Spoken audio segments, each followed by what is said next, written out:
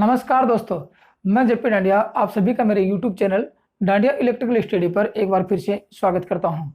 दोस्तों, अपना जो इलेक्ट्रिकल थ्योरी का सिलेबस चल रहा है उसमें चुंबक एवं चुंबकत्व का चैप्टर चल रहा है।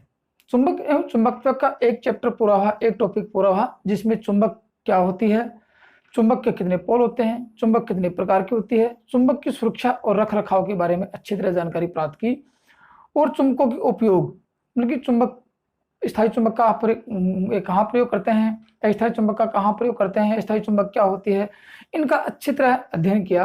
दोस्तों, आज उसी वीडियो को जारी रखते हुए आज के इस क्लास में देखेंगे कि चुंबकत्व का आणविक सिद्धांत, चुंबकत्व के आणविक सिद्धांत के बारे में पूरी जानकारी प्राप्त करेंगे। चुंबकत्व का आणविक सिद्धांत के अनुसार चुंबक, लोहे का टुकड़ा चुंबक क्यों बन जाता है, चुंबक टूटने के बाद प्रत्येक टुकड़ा अपने आप में एक पूर्ण रूप से चुंबक क्यों बन जाता है, चुंबक बनने के बाद चुंबक की जो विशेषता है कि स्वतंत्रता पूर्वक जब चुंबक को लटकाते हैं तो वह उत्तर व दक्षिण दिशा में ठहरती है। आज वो देखेंगे कि स्वतंत्रता पूर्वक चुंबक को लटकाए जाने के बाद उत्तर व दक्षिण दिशा में ही क्यों ठहरती है। आज इन बातों का अध्ययन करेंगे। दोस्तों, वीडियो यूजफुल है और नॉलेजफुल है, मतलब कि आपके उपयोगी भी है और आपकी जानकारी के लिए भी है। तो दोस्तों, इन सभी बातों को जानने के लिए कि लोहे का टुकड़ा चुंबक क्यों बनता है, या फिर चुंबक टूटने के बाद प्रत्येक टुकड़ा, जो टूटा हुआ टुकड़ा है, वो अपने आप में पूर्ण रूप से चुंबक क्यों बन जाता है, और उसके बाद ये आता है कि स्वतंत्रता पूर्वक चुंबक को लटकाया जाता है तो फिर वह उत्तर दक्षिण दिशा में क्यों ठहरती है। इन बातों को जानने के लिए वीडियो को लास्ट एंड तक देखते रहिए ताकि आपको अच्छी तरह जानकारी प्राप्त हो जाए और आपके मन की जो कंफ्यूज है, आपके मन की जो शंका है वो दूर हो जाए। तो चलिए दोस्तों, चुंबकत्व के आणविक सिद्धांत के बारे में देखते हैं। देखो, चुंबकत्व के आणविक सिद्धांत में यह है कि सबसे पहले सबसे पहले 1852 में, कब, 1852 में वेबर नामक वैज्ञानिक था। कब? सबसे पहले 1852 में वेबर नामक वैज्ञानिक था जिसने ये बताया, इस सिद्धांत के बारे में सर्वप्रथम अध्ययन किया। उसने ये बताया कि चुंबकीय पदार्थ का जो प्रत्येक अणु है, चुंबकीय पदार्थ का प्रत्येक अणु अपने आप में पूर्ण रूप चुंबक होता है, जिसके दो पोल होते हैं, उत्तर ध्रुव और दक्षिण ध्रुव, नॉर्थ पोल और साउथ पोल। उसने बताया इसके बारे में कि चुंबकीय पदार्थ का प्रत्येक अणु अपने आप में पूर्ण रूप से चुंबक होता है। अब उसके बाद सन 1890 में, कब, सन 1890 में एविंग नामक वैज्ञानिक था। कौन सा? एविंग। मैं इसकी थोड़ी हिस्ट्री बता देता हूं आपको। एविंग नामक वैज्ञानिक था, इसने आगे और अध्ययन किया, ठीक है ना, इसने आगे और अध्ययन किया, जिसको इस आणविक सिद्धांत था, कौन सा? चुंबकत्व का आणविक सिद्धांत, उसको किस नाम से जाना जाने लगा? वेबर, ये वेबर एविंग अणु सिद्धांत, अणु थ्योरी कर देते हैं, अणु थ्योरी के नाम से इस चुंबकत्व के आणविक सिद्धांत को जाने लगा। कब? 1890 के बाद भी। सबसे पहले इसने अध्ययन किया, इसने अध्ययन किया, दोनों ने एक अध्ययन किया। इसने आगे और अध्ययन किया कि अणु है ये प्रत्येक अणु अपने आप में चुंबक क्यों होता है। उसने तो ये बताया, एविंग ने तो, और वेबर ने बताया कि चुंबक का प्रत्येक अणु अपने आप में चुंबक होता है, और इसने ये बताया कि चुंबक क्यों होता है। फिर लोहे का टुकड़ा चुंबक क्यों बन जाता है, इसने बताया। तो आणविक सिद्धांत में ये देखो दोस्तों, चुंबकीय पदार्थ होते हैं। देखो, पदार्थ के बारे में यदि आपको थोड़ी चर्चा करूं, यदि आप पदार्थ के बारे में, पदार्थ, अणु, परमाणु, इलेक्ट्रॉन, प्रोटॉन, न्यूट्रॉन के बारे में अच्छी तरह जानकारी प्राप्त करना चाहते हो तो ऑलरेडी सर्वप्रथम मैंने एक वीडियो बनाया, जो बेसिक इलेक्ट्रिकल मैंने चैनल शुरू किया तब बनाया, कि पदार्थ क्या होता है, अणु क्या होते हैं, अणु की खोज किसने की, पदार्थ की खोज किसने की, और परमाणु की खोज किसने की। जैसे डाल्टन नामक वैज्ञानिक है। परमाणु में कितने कण होते हैं? 3 कण होते हैं, इलेक्ट्रॉन, प्रोटॉन, न्यूट्रॉन। इलेक्ट्रॉन की खोज जे थॉमसन ने की, और प्रोटॉन की खोज गोल्डस्टीन, रदरफोर्ड ने की, और न्यूट्रॉन की खोज जेम्स चैडविक ने की। तो उन प्रकार उन सभी का अच्छी तरह वर्गीकरण करवा रखा है। तो आज उसी के बारे में देखते हैं कि ये क्या है। पदार्थ, चुंबकीय पदार्थ होते हैं। पदार्थ तो बहुत होते हैं, ठीक है। सभी पदार्थों को यदि तोड़ा जाए, मैं थोड़ी सी आपको जानकारी देता हूँ कि सभी पदार्थों को तोड़ा जाए तो पदार्थ का सबसे छोटा भाग जब तोड़ते हैं कि आप इससे अधिक और नहीं तोड़ सकते, तो कहते हैं उस पदार्थ को अणु कहते हैं। और फिर अणु को तोड़ा जाए तो अणु का छोटा भाग क्या कहलाता है? परमाणु कहलाता है। और परमाणु का यदि अध्ययन किया जाए तो परमाणु 3 मूल कणों से बनकर मिला होता है। तो यही होता है ये पदार्थ, लोहे का टुकड़ा है पदार्थ। जब इसको आप तोड़ते हो तो अणुओं में विभक्त होता है। और इस अणु का यदि अध्ययन करते हैं तो परमाणु मिलते हैं, और परमाणु का यदि अध्ययन करते हैं तो इलेक्ट्रॉन प्रोटॉन न्यूट्रॉन मिलते हैं। और यदि इलेक्ट्रॉन प्रोटॉन न्यूट्रॉन की बात करते हैं तो आता है कि इलेक्ट्रॉन परमाणु की नाभिक के चारों ओर चक्कर लगाते हैं और परमाणु के नाभिक में प्रोटॉन होते हैं। तो दोस्तों यहां बताया वेबर ने कि प्रत्येक चुंबकीय पदार्थ के जो अणु हैं, ये अणु अपने आप में पूर्ण रूप चुंबक होते हैं, जिसके दो पोल होते हैं, एक पोल नॉर्थ पोल और दूसरा साउथ पोल, मतलब उत्तर पोल और दक्षिण पोल, ये होता है, दक्षिण ध्रुव होता है। अब दोनों में दो पोल हो गए। अब आप लोगों ने पीछे की वीडियो में, इससे पहले वाली वीडियो में देखा कि चुंबक के दोनों पोल, समान पोल एक दूसरे को प्रतिकर्षित करते हैं, असमान पोल एक दूसरे को आकर्षित करते हैं। अब पूछा जाए ये अपने आप में चुंबक क्यों होते हैं, ये बताया एविंग नामक वैज्ञानिक ने कि ये जब ये अणु के अंदर परमाणु होते हैं और परमाणु में जो इलेक्ट्रॉन चक्कर लगाते हैं, उन इलेक्ट्रॉन के कारण, मतलब कि इन अणुओं में चुंबकत्व का होना, उस इलेक्ट्रॉन की वो इलेक्ट्रॉन उत्तरदायी होते हैं जो परमाणु की नाभिक के चारों ओर चक्कर लगाते हैं। परमाणु की नाभिक और चक्कर कैसे लगाते हैं? एक चक्रण गति होती है, जो घूर्णन गति होती है। इसलिए कहते हैं इलेक्ट्रॉन में दो गतियां पाई जाती हैं, एक चक्रण गति, एक घूर्णन गति। उस इलेक्ट्रॉन की घूर्णन गति चक्रण के कारण वो इलेक्ट्रॉन जो इसमें चुंबकत्व पैदा करते हैं, तो वो इलेक्ट्रॉन ही उत्तरदायी होते हैं जो इन अणुओं में चुंबकत्व पैदा करते हैं। अब ये होती है कि ये जो इलेक्ट्रॉन जो चुंबकत्व है एन और एस पोल, अब देखो ये एस पोल के साथ, एन पोल के पास, मतलब कि ये परमाणु इस पदार्थ के अंदर जो ये अणु हैं, चुंबकत्व के अणु, ये बिखरे पड़े हैं, अव्यवस्थित ढंग से होते हैं, व्यवस्थित ढंग से किसी में भी नहीं होते हैं। सभी पदार्थों, चुंबक के सभी पदार्थों में जो चुंबकत्व के अणु हैं, ठीक है, चुंबकत्व के जो अणु हैं, ये अणु अव्यवस्थित ढंग से होते हैं। यदि इस कारण आकर्षण और प्रतिकर्षण के कारण, देखो ये इसके साथ आकर्षण करेगा, ये इसके साथ मतलब प्रतिकर्षण करेगा, तो इस चुंबकत्व के अणु में जो चुंबकत्व उसकी शक्ति है, ये एक दूसरे को न्यूट्रलाइज कर देगी, ठीक है, ये इसको प्रतिकर्षण करके धक्का मारेगी, ये इसको आकर्षण करेगी, मतलब कि पूरे के पूरे अणु अपनी शक्ति को स्थिर नहीं कर पाते हैं, मतलब कि अपनी शक्ति को जोड़ नहीं पाते हैं। इसलिए ये लोहे का टुकड़ा ही बन के रह जाता है। यदि यही सारे अणु अपनी शक्ति को स्थिर कर दें और एक दिशा में प्रवाहित करना शुरू कर दें, तो क्या होगा? ये लोहे का टुकड़ा चुंबक बन जाएगा। अब बात आती है कि ये सारे के अणु जो अव्यवस्थित पड़े हैं, आकर्षण और प्रतिकर्षण के कारण एक अणु दूसरे अणु की शक्ति को न्यूट्रलाइज कर देता है और चुंबक की शक्ति का मान 0 होता है। अर्थात इस लोहे के टुकड़े में, इस चुंबकीय पदार्थ में, कौन सा है? चुंबकीय पदार्थ में चुंबक की शक्ति का मान, चुंबकत्व का मान 0 होता है। क्यों होता है? क्योंकि ये अव्यवस्थित ढंग से होते हैं और ये एक दूसरे को न्यूट्रलाइज कर देते हैं, मतलब एक दूसरे की शक्ति को क्षीण कर देते हैं और खत्म कर देते हैं।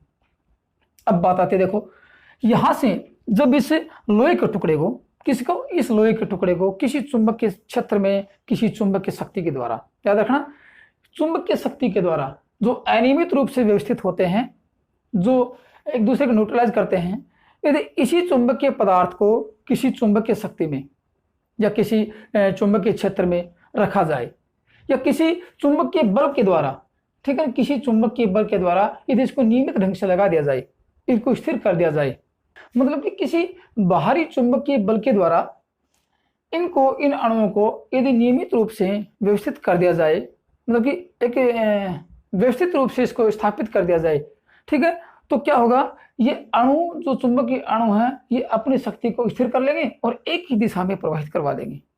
तो क्या होगा? जैसे कि मान लीजिए कि आपको मैं उदाहरण दूं, एक बार चुंबक लेते हैं, मतलब कि बार मैग्नेट लेते हैं, ये ऐसा चुंबक लेते हैं, ये एन पोल और ये एस पोल, ठीक है। अब मान लीजिए कि एक बार मैग्नेट लिया, जैसे ये ले लिया, और इस बार मैग्नेट का एस पोल ये है और एन पोल मान लीजिए कि ये है। सपोज करो मैं यहां रखूं, मतलब कि अब क्या होगा? इस चुंबक की शक्ति इसके ऊपर प्रभाव डालेगी और आपने इसको रगड़ना शुरू कर दिया, ऐसे रगड़ा, फिर उठाया, फिर ऐसे रगड़ा, फिर उठाया, फिर ऐसे रगड़ा, आपने इसके ऊपर रगड़ना शुरू कर दिया, घर्षण शुरू कर दिया आप लोगों ने। तो क्या होगा?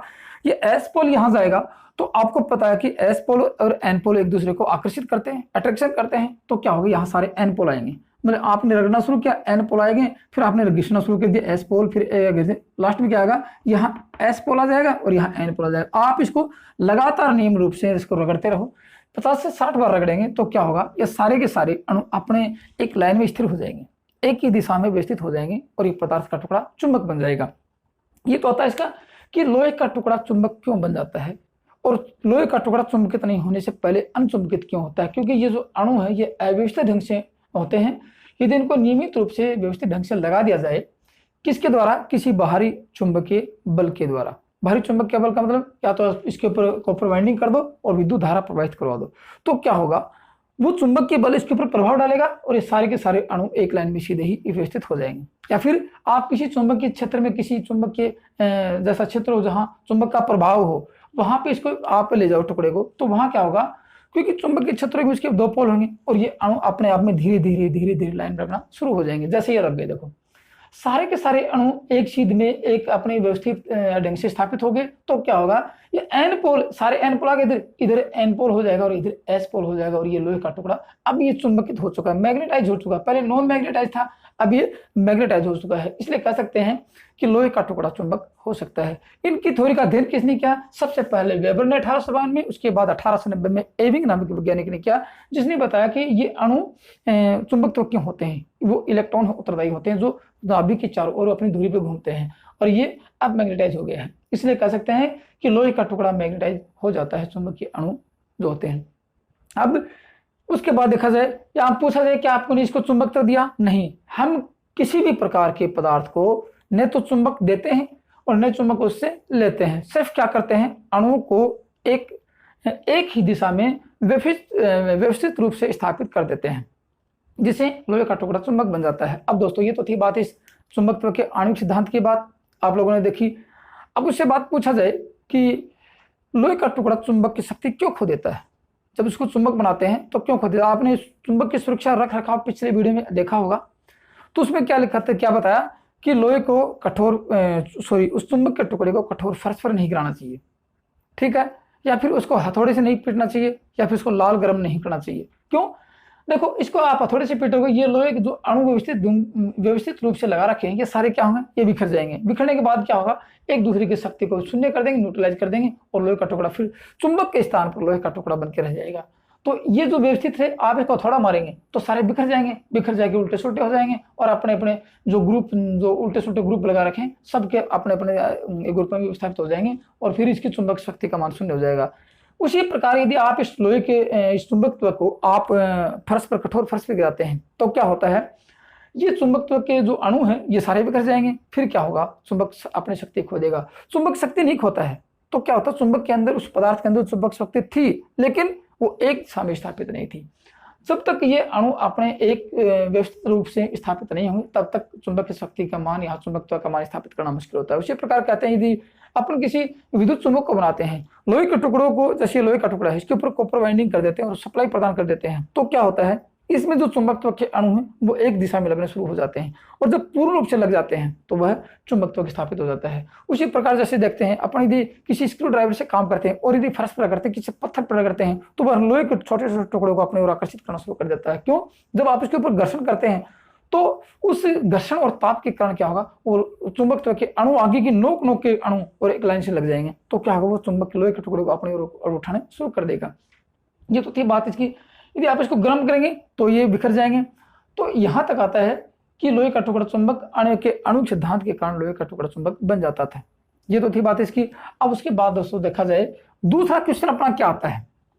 दूसरा क्वेश्चन आता है कि यदि चुंबक को तोड़ते हैं, दूसरा क्वेश्चन आता है यदि चुंबक को तोड़ते हैं तो टूटा हुआ प्रत्येक टुकड़ा चुंबक क्यों बन जाता है। जैसे मान लीजिए कि इस प्रश्न का उत्तर देखते हैं। मान लीजिए कि यहाँ आप लोगों ने इस चुंबक को तोड़ा, जैसे कि चुंबक है, इस चुंबक को तोड़ा आप लोगों ने और यहाँ से एक टुकड़ा बन के आपके पास आ गया। जैसे यहाँ से आपने बीच में तोड़ दिए, ये आ गया, दो टुकड़े कर दिए, तो क्या होगा, एक टुकड़ा ये बन जाएगा आपका और एक टुकड़ा ये बन जाएगा। उसमें क्या होगा, देखो यहाँ से टूटेगा तो ये एस पोल इधर आएगा और यहाँ से दो अणु आ गए ना, ये एन पोल, तो एन पोल इधर रहेगा, एस पोल इधर, एस पोल की शक्ति रहेगी और इधर एन पोल की शक्ति रहेगी। उसमें क्या होगा, इस टूटे हुए टुकड़े में एन पोल इधर आएंगे, ये एन पोल रहेगा और ये एस पोल रहेगा। तो क्या होगा, दोनों के दोनों टुकड़े अपने आप में चुंबक बन जाएंगे। चाहे कितना भी छोटा तोड़ो, जितना छोटा तोड़ेंगे वही टुकड़ा चुंबक बनेगा, क्योंकि एक पदार्थ असंख्य अणुओं से मिलकर बनता है और असंख्य परमाणुओं से मिलकर बनता है और एक प्रत्येक अणु अपने आप में चुंबक होता है। यदि एक अणु के बराबर तोड़ोगे, अणु किसे कहते हैं, पदार्थ का सबसे छोटा भाग अणु कहलाता है, ठीक है, जिसको आप और अधिक नहीं तोड़ सकते। यदि एक टुकड़ा भी आप अणु के बराबर तोड़ेंगे वो भी अपने आप में एक चुंबक रहेगा, क्योंकि एक अणु में भी चुंबकत्व का मान होता है जिसमें दो पोल होते हैं, नॉर्थ और साउथ पोल। इसलिए होते हैं कि जब इस किसी चुंबक को तोड़ते हैं तो अपने आप में चुंबक बन जाता है, क्योंकि तोड़ेंगे तो एक एक अणु अपने आप से शक्ति को स्थिर करते रहेंगे, लेकिन जब तोड़ने के बाद ये अणु बिखर जाएंगे तो वो एक टुकड़ा भी चुंबक नहीं बन पाएगा। मतलब कि तोड़ने के बाद अणु अपने आप में व्यवस्थित होने चाहिए तो वो टुकड़ा चुंबक बन जाता है। दूसरी बात देखो दोस्तों, बात करते हैं अब दोस्तों अपने पास तीसरा क्वेश्चन आता है। देखो पहले क्वेश्चन का उत्तर लोहे का टुकड़ा चुंबक क्यों बन जाता है, इसका आंसर देख लिया। दूसरा, चुंबक टूटने के बाद प्रत्येक टूटा हुआ टुकड़ा चुंबक क्यों बन जाता है, वो भी देख लिया। तीसरा क्वेश्चन कुछ नॉलेजफुल है कि चुंबक उत्तर व दक्षिण दिशा में ही क्यों ठहरता है। आज इसकी चर्चा और कर लेते हैं। देखो उत्तर दक्षिण दिशा में मैंने आपको शुरू में बताया कि एवर वैज्ञानिक ने क्या बताया था। वेबर ने बताया कि प्रत्येक अणु जो होता है वो चुंबक होता है। दूसरा, एवर ने क्या बताया कि ये चुंबक क्यों होता है, प्रत्येक अणु में चुंबकत्व का मान क्यों होता है। उस अणु के परमाणु जो होते हैं, ठीक है, परमाणु की संरचना देखो आप लोग, ये अणु के जो परमाणु होते हैं ये नाभिक है, ठीक है, और ये कक्ष हैं, और इन कक्षों में क्या होते हैं, इलेक्ट्रॉन घूमते हैं। देखो इन कक्षों में इलेक्ट्रॉन होते हैं। ये इलेक्ट्रॉन अपनी धुरी पर घूम के चारों ओर चक्कर लगाते हैं, किसके, नाभिक के चारों ओर चक्कर लगाते हैं।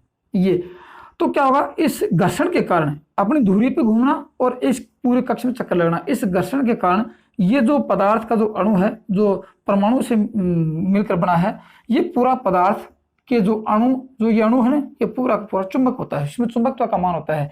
एन पोल मान लीजिए इधर होता है, एस पोल मान लीजिए इधर होता है। उसी प्रकार देखो पृथ्वी क्या होती है, पृथ्वी की संरचना या परमाणु की संरचना सौरमंडल की भांति होती है। जैसे सौरमंडल की संरचना करके दिखाता हूं आपको। देखो मैं, आप समझोगे कि चुंबक के स्वतंत्रता पूर्वक लटकाए जाने के बाद उत्तर व दक्षिण दिशा में क्यों ठहरता है। दोस्तों यदि अणु परमाणु यदि सौरमंडल की बात करते हैं तो सबसे पहला वीडियो मैंने इसी के लिए बनाया था कि आपको अच्छी तरह समझ में आ जाए। पदार्थ, जैसे पदार्थ, अणु, परमाणु, इलेक्ट्रॉन प्रोटॉन, न्यूट्रॉन, इनके बारे में अच्छी तरह अध्ययन की, इसका भार कितना होता है। अब देखो पदार्थ, ये होता है, ये सूर्य है। सौरमंडल की बात करें आपको, ये ग्रह है, ये ग्रह ही अपने यहाँ पे, जैसे पृथ्वी 3, ये सूर्य है, पृथ्वी 3 पे आता है, 1 2 3, ये अपना पृथ्वी है। पृथ्वी देखो, अब यही बताया था, ये नाभिक यदि आप उसकी परमाणु की बात करें तो परमाणु में क्या था, ये नाभिक थी, और बाहर क्या थे, कक्ष थे, ये भी कक्ष है। यहाँ सूर्य है, ये सौरमंडल की बात है। यहाँ क्या है, वहां क्या थे, इलेक्ट्रॉन थे परमाणु में। यहाँ क्या है, ये ग्रह है, ये ग्रह जो चक्कर लगाते हैं, ठीक है ना, ये पृथ्वी है। अब पृथ्वी क्या करती है, देखो सूर्य की चारों तरफ उससे इलेक्ट्रॉन की भांति चक्कर लगाती है। इलेक्ट्रॉन कैसे, अपनी धुरी पे घूमता था और इस पूरे अपने नाभिक के चारों ओर चक्कर लगाता था। उसी प्रकार ये पृथ्वी अपनी धुरी पे घूमती है, जैसे दिन रात पूरे होते हैं, अपनी धुरी पे घूमेगी, दिन रात पूरे होंगे, और इस सूर्य का पूरा चक्कर लगा लेती है तो पूरा 1 साल हो जाता है, 365 दिन गुजर जाते हैं। तो अपनी भी धुरी पे घूमना और पूरा एक चक्कर लगाना, इसलिए कहते हैं पृथ्वी में 2 गतियां होती है, एक चक्रण गति और एक घूर्णन गति। और इस गति के कारण पृथ्वी क्या है, अपने आप में एक विशाल एक चुंबक की भांति कार्य करता है।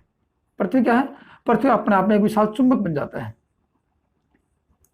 तो पृथ्वी में क्या है, चुंबकत्व का मान है। पृथ्वी खुद, क्योंकि वो पृथ्वी सूर्य के चारों तरफ घूमती है तो चुंबकत्व का मान है, लेकिन पृथ्वी में चुंबकत्व का मान है तो पृथ्वी के उत्तरी और दक्षिण ध्रुव जो ध्रुव बनते हैं, जो पोल होते हैं, वो कहाँ स्थापित होते हैं, भौगोलिक के उत्तरी ध्रुव की तरफ, क्योंकि समान पोल एक दूसरे को प्रतिकर्षित करते हैं और असमान पोल एक दूसरे को आकर्षित करते हैं। ये आपने पढ़ा था ना। तो क्या होगा कि पृथ्वी का उत्तरी ध्रुव है भौगोलिक दक्षिणी ध्रुव की तरफ होगा, ठीक है ना, और पृथ्वी का दक्षिणी ध्रुव है भौगोलिक उत्तरी ध्रुव की तरफ होगा। मान लीजिए कि यहाँ इस साइड में उत्तरी ध्रुव है और इस साइड में दक्षिणी ध्रुव है, भौगोलिक उत्तर और दक्षिण है, तो पृथ्वी का दक्षिण ध्रुव इधर होगा क्योंकि वो भौगोलिक उत्तरी ध्रुव के पास दक्षिण ध्रुव जाएगा, और यहाँ दक्षिण ध्रुव के पास उत्तरी ध्रुव जाएगा। और लेकिन कुछ डिग्री के अंतर पर स्थापित होते हैं, समान नहीं होते, कुछ डिग्री के अंतर पर स्थापित होते, इसलिए कहते हैं पृथ्वी कुछ डिग्री झुकी हुई होती है। सुना होगा आपने, पृथ्वी स्थिर, पृथ्वी कुछ डिग्री झुकी हुई होती है, ठीक है। अब कितनी, शायद 17 डिग्री के लगभग होगा, देख लेना आप, इतनी झुकी होती है। अब यदि ये पृथ्वी अपने आप में चुंबक होगी, चुंबकत्व का विशाल तक भंडार है, तो फिर क्या होगा, आप स्वतंत्रता पूर्वक चुंबक लटकाओगे। मान लीजिए कि मैंने आपको बताया कि ये इधर क्या है, पृथ्वी की, ये पृथ्वी गोला से, ये यहाँ नॉर्थ और यहाँ साउथ, और भूगोल का जैसे यहाँ नॉर्थ है ना, ये भौगोलिक नॉर्थ पोल है, ये भूगोल का नॉर्थ पोल है, और ये पृथ्वी का साउथ पोल, और ये नॉर्थ पोल, और ये एस पोल। ऐसे होता है, कुछ डिग्री झुकी होती है। जैसे मान लीजिए सीधी बात करें, ये भौगोलिक है, ये एस पोल है, और पृथ्वी का ये कुछ डिग्री झुकी हुई, तो ऐसे आएगा, ये पृथ्वी का एस पोल है ऐसे, और ये पृथ्वी का एन पोल है, ये एस पोल, ऐसे आता है। अब आपने किसी चुंबक को लिया, जैसे मान लीजिए कि चुंबक ले लिया आपने, जैसे मान लीजिए कि चुंबक का ये क्या है, नॉर्थ पोल, और ये साउथ पोल है, ठीक है। जैसे आपको कलर से देता हूँ, ये देखो, ये लाल रंग क्या है, ये नॉर्थ पोल, ये साउथ पोल। ऐसे आप इसको धागे से लटकाएंगे ऐसे। तो मैंने आपको बताया कि इधर क्या है, पृथ्वी का साउथ पोल, ये भौगोलिक नॉर्थ पोल है, आपको दिशा ज्ञात करनी है। तो फिर क्या होगा, पृथ्वी अपने आप में चुंबक है, तो भूगोल की तरफ नहीं, इस पृथ्वी के विशाल चुंबकत्व के कारण, और एक घूमती चुंबक कहाँ आएगी, ये नॉर्थ पोल यहाँ आएगा, क्योंकि साउथ पोल है, अट्रैक्शन कर लेगा, और इधर अपने आप में यहाँ पे आकर रुक जाएगा चुंबक, ठीक है। तो इसलिए कहते हैं पृथ्वी खुद चुंबक होने के, पृथ्वी खुद एक चुंबक का विशाल भंडार होने के कारण स्वतंत्रता पूर्वक जो चुंबक लटकाते हैं, वो चुंबक इस पृथ्वी की चुंबकत्व के कारण और इस भौगोलिक नॉर्थ पोल की तरफ आके रुक जाता है, ये यहाँ पे आके रुक जाता है। तो फिर क्या कहेंगे, यही चुंबक घूमेगा। अब दोस्तों एक छोटा सपोज करने वाली बात है कि यदि इस पृथ्वी से विशालतम चुंबक, पृथ्वी जितना बड़ा है, पृथ्वी जितनी बड़ी है, इससे यदि अधिक विशालतम चुंबक पृथ्वी के ऊपर लटका दिया, जैसे मान लीजिए तो छोटा है, छोटा चुंबक लटकाते हैं क्योंकि इसके बराबर चुंबक अपने पास है नहीं। यदि पृथ्वी से बड़ा चुंबक पृथ्वी पर लटका दिया जाए, अनुमान लगाने वाली बात है, तो पृथ्वी खुद हिलना शुरू हो जाएगी, क्योंकि ये तो भारी इससे बड़ा है। पृथ्वी खुद हिलेगी, और पृथ्वी खुद हिल के इसके पोलों के अनुसार अपना स्थान ग्रहण करती है। इसलिए पृथ्वी के बराबर चुंबक तो नहीं होने के कारण अपने सारे चुंबक घूम के इस भौगोलिक दिशा में आकर रुकते हैं, और इससे बड़ा चुंबक पृथ्वी पर ऐसे लटका दिया जाए तो पृथ्वी हिलना शुरू हो जाएगी, जैसे इसको हलाएंगे पृथ्वी हिलेगी, ठीक है। तो ये तो था इस चुंबक का, कि चुंबक को स्वतंत्रता पूर्वक लटकाए जाने के बाद वह उत्तर व दक्षिण दिशा में ही क्यों ठहरती है, ये तो इसका कारण था। अब दोस्तों एक छोटा क्वेश्चन और बच गया। किसी भाई ने पिछले वीडियो में कमेंट्स किया कि सर आपने चुंबक के एन पोल का रंग कलर बता दिया, लेकिन एस पोल का नहीं बताया, ठीक है। आज उसकी चर्चा फिर मैं आपको एक बार दोबारा कर देता हूं। देखो, मैंने आपको पिछली वीडियो में बताया कि चुंबक का एन पोल का कलर, यदि आप चुंबक मार्केट से लेके आते हैं, कुछ दिखाई नहीं देता है, पूरा बराबर होता है। यदि आपको कलर दिखाई देते हैं, एन और एस नहीं लिखा होता है, तो मैंने आपको बताया था कि काला, नीला और लाल शीरा चुंबक का एन पोल कहलाता है। ये कब, जब सिंगल रंग होता है। जब आपको बताऊं, जैसे ये चुंबक बनाया आप लोगों ने, ये ठीक है। अब मान लीजिए कि ये यहां से काला, आप इसको दो भागों में बांट दो, ये एन पोल और ये एस पोल। जब एस पोल का कोई कलर नहीं होता है तो इसके तीन कलर होते हैं, काला, लाल और नीला। लेकिन यदि काला लाल यहां पे लिखा होता है, जैसे इसका काला आ गया, एस पोल का कलर देते हैं, तो एस पोल को यहां से नीला कलर हटा के यहां नीला कलर इसका कर देते हैं। तो ऐसे मान लीजिए कि यदि सिंगल रंग देते हैं तो काला लाल जो रंग होता है वो सिर्फ नॉर्थ पोल का होता है, और शीत में कभी कभी नीला भी आता है। लेकिन जब दोनों कलर साथ में देते हैं तो हमेशा साउथ पोल में नीला कलर अवश्य आएगा। याद रखना बात, साउथ पोल का कैसा रंग होगा, यदि मार्केट से चुंबक खरीद के लगाते हैं तो साउथ पोल नीला होगा और नॉर्थ पोल काला या लाल आपको अवश्य मिलेगा। ये तो था। आप उसके जो पिछली वीडियो की बात करते हैं उसमें जो कमेंट्स किया उसने, तो कंफ्यूज होने की जरूरत नहीं है। ये सिर्फ नहीं तो क्वेश्चन आता परीक्षा में आता है, सिर्फ जानकारी के लिए कि आप मार्केट से जब भी चुंबक लेके आते हैं और एन और एस नहीं लिखा मिला होता है तो आपको लाल कलर मिलेगा या फिर काला मिलेगा। लाल और काला क्या मिलेंगे, एन पोल नॉर्थ पोल मिलेगा। इधर नहीं मिला तो साथ में नीला मिल जाएगा, लेकिन नीला इधर आता है, काला लाल इधर मिलता है, तो नीला क्या रहेगा, नीला अवश्य साउथ पोल और ये नॉर्थ पोल रहेगा। दोस्तों अपने जो इलेक्ट्रिकल थ्योरी में मशीनों को पढ़ने के लिए चुंबक एवं चुंबकत्व का चैप्टर जितना इंपॉर्टेंट है, अपनी पूरी थ्योरी में इसके बराबर कोई मुकाबले का कोई चैप्टर नहीं है। इसलिए दोस्तों जब भी इस चुंबक एवं चुंबकत्व का अध्ययन करते हैं, जितने वीडियो बनते हैं, जितनी वीडियो यदि आप अपलोड किए जाते हैं, तो प्रत्येक वीडियो को पॉइंट टू पॉइंट देखना, नहीं तो आपको मशीनें पढ़ने में काफी समस्या आएगी। क्योंकि अभी तो कुछ नहीं है, अभी तो दो तीन बातें आई हैं। अभी चुंबकत्व की और जो परिभाषिक शब्द आते हैं, जैसे चुंबक का फ्लक्स घनत्व है, चुंबकीय फ्लक्स, चुंबकीय बल की रेखाएं, चुंबकीय घूर्णन बल होता है, और ये सारी चीजें आएंगी। उनको समझोगे तब आपको मशीनें समझ में आएंगे, क्योंकि मशीनें के सारी सिद्धांत इस चुंबकत्व के चैप्टर पर ही टिके हुए हैं। ठीक है, तो दोस्तों आज की वीडियो में सिर्फ इतना ही था। आपको बस 3 जो क्वेश्चन मेरे पास काफी लोगों ने कमेंट्स किए थे कि सर उनका एक बार अवश्य बता दीजिए।